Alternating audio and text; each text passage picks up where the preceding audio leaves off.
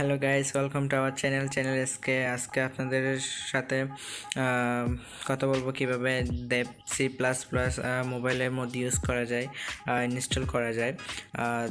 যেভাবে আমরা ডেস্কটপে এবং কম্পিউটারে ইউজ করে থাকি, ঠিক সেইভাবে আমরা মোবাইলের মধ্যে কিভাবে ইউজ করব সেই বিষয়টি নিয়ে আমরা কথা বলবো এবং সেটি আমরা দেখানোর চেষ্টা করব। তো আমি আজকে এটি মোবাইলে ইউজ করার জন্য Exagear অ্যাপ্লিকেশনটি ইউজ করব। তো প্রথমে আমরা দেব সি প্লাস প্লাসের EXE ফাইল যেটি আছে সেটা আমরা ডাউনলোড করে নেব। সেটির লিঙ্ক আমি আমার ভিডিও ডিসক্রিপশনে দিয়ে দিব, সেখান থেকে আপনারা ডাউনলোড করে নেবেন।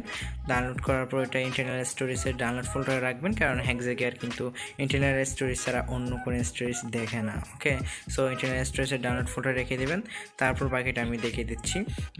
এরপর আমরা Exagear অ্যাপ্লিকেশনটা ওপেন করে নেব। সো যারা নতুন, যাদের মোবাইলে Exagear ইনস্টল করা নেই, তাদের জন্য আমি একটা টিউটোরিয়াল আগে থেকেই আমার চ্যানেলে রয়েছে, দিয়ে রেখেছিলাম। তো সেখানে একদম আপডেট গোল্ড Exagear কীভাবে ইনস্টল করা যায়, মোবাইলে রান করা যায় সেই সম্পর্কে এবং Exagear অ্যাপ্লিকেশনটার লিঙ্ক সহ সব কিছু ডিটেলস ওই ভিডিওতে দেওয়া আছে। কীভাবে Exagear ইউজ করতে হয় সব কিছু ডিটেলস ওখানে পেয়ে যাবেন। তো আমি ভিডিওর লিঙ্কটি আমার ভিডিওর আই বাটনে এবং আমার ডিসক্রিপশনে, এই ভিডিওর ডিসক্রিপশনে আমি এটা দিয়ে দিব। তো আপনারা কাইন্ডলি ওখান থেকে গিয়ে ভিডিওটি দেখে নেবেন এবং ওখান থেকে আপনারা Exagearটি ইনস্টল করে নেবেন। Okay guys, so guys Exagear open করার পর আমরা এখানে যে প্লাস আইকনটি আছে সেখানে ক্লিক করে দেবো ইনস্টল নাওতে। তারপর এখানে আদার অ্যাপ নামে যে ইয়াটা আছে সেখানে আমরা ক্লিক করে দেওয়ার পর আমাদের ডাউনলোড ফোল্ডারের EXE ফাইলটা আমরা পেয়ে যাবো। এভাবে যে দেব সি প্লাস প্লাসের এই ফাইলটি আমরা সেখানে পেয়ে যাব যদি আমরা ডাউনলোড ফোল্ডারে ডাউনলোড করে রাখি। ওকে, তাহলে আমরা সেটাতে ক্লিক করে দেবো। সেটাতে ক্লিক করার সাথে সাথে সেটি ওপেন হওয়া শুরু করে দেবে Exagear অ্যাপ্লিকেশনের মাধ্যমে। ওকে, সো আমাদের এটি ওপেন হচ্ছে। তো প্রথমবার ওপেন হতে একটু টাইম লাগে, বাট এটা যখন একবার যখন ওপেন হয়ে থাকবে তখন কিন্তু আর এটা টাইম নেয় না ওপেন হতে। ওকে, সো প্রথমবার একটু টাইম লাগবে।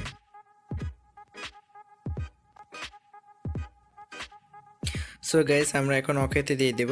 এখন যে ডাটাগুলো ছিল ওগুলো সব কিন্তু Exagear কালেক্ট করে ফেলছে, ওপেন করে ফেলছে। তো আমরা এখন ওকে তো দিয়ে দিছি। এবার আমরা আই এগ্রিতে ক্লিক করবো। এগুলো চাইলে আমরা পরে নিতে পারি, বাট পরের দরকার না। আমরা আই এগ্রিতে ক্লিক করে দেবো।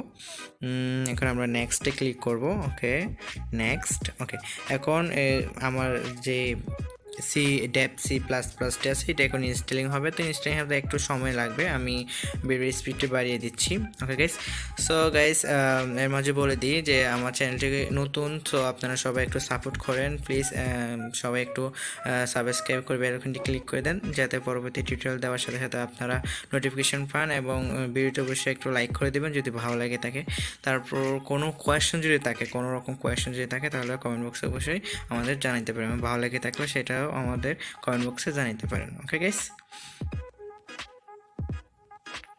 সো গাইস আমাদের দেব সি প্লাস প্লাসটা এক্সট্রাক্ট হয়ে গেছে, অর্থাৎ ইনস্টল হয়ে গেছে। তো এখন ইনস্টল হওয়ার পরে এরকম একটা ইন্টারফেস দেখাবে। তো আমরা এখানে ফিনিশ তে ক্লিক করে দেব। ফিনিশে ক্লিক করার পরে এখানে দেখা যাচ্ছে যে দেব সি প্লাস প্লাস নামে একটা আইকন এখানে চলে আসছে। তো এটাতে আমরা ক্লিক করে দেবো। এটাতে ক্লিক করে দিলে কিন্তু আমাদের দেব সি প্লাস প্লাস ওপেন হয়ে যাবে এভাবে। তো এটা আমরা একটু জুম করে নিচ্ছি।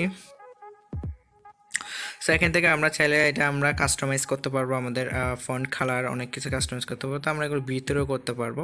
ওকে, এখানে আমরা সব কিছু থিম সব কিছু আমরা এখান থেকে করতে পারি, ফন্ট সব কিছু করতে পারি, বাট আমি ভিতরে করবো এগুলো সব। নেক্সট দিয়ে দিচ্ছি। ওকে, ইয়েস দিয়ে দেবো, আমরা পারমিশন দিয়ে দেবো, কনফার্ম করে দেবো।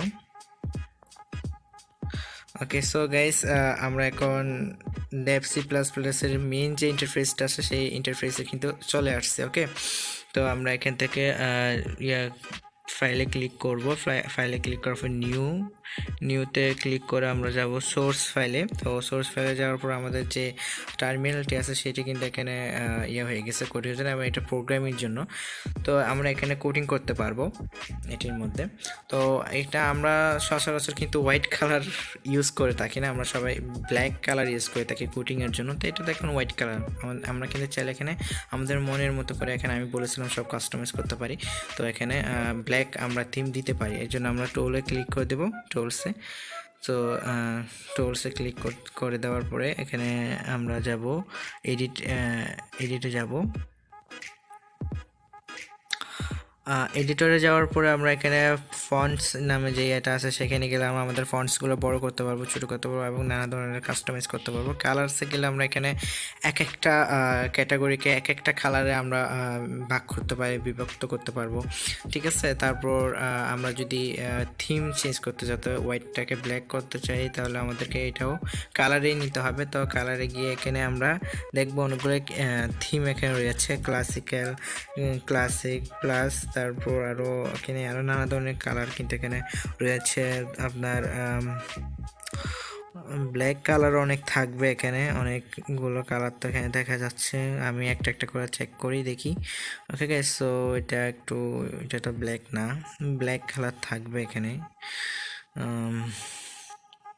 এটা হালকা নেভি ব্লু, হালকা না নেভি ব্লু এটা। এই যে একটা ব্ল্যাক থিম, এটা কিন্তু খুব সুন্দর একটা ব্ল্যাক থিম। আরও থাকবে এখানে, এই যে এটা কিন্তু একদম একটা ব্ল্যাক থিম। ওকে, তো আমি ওকে করে দিচ্ছি।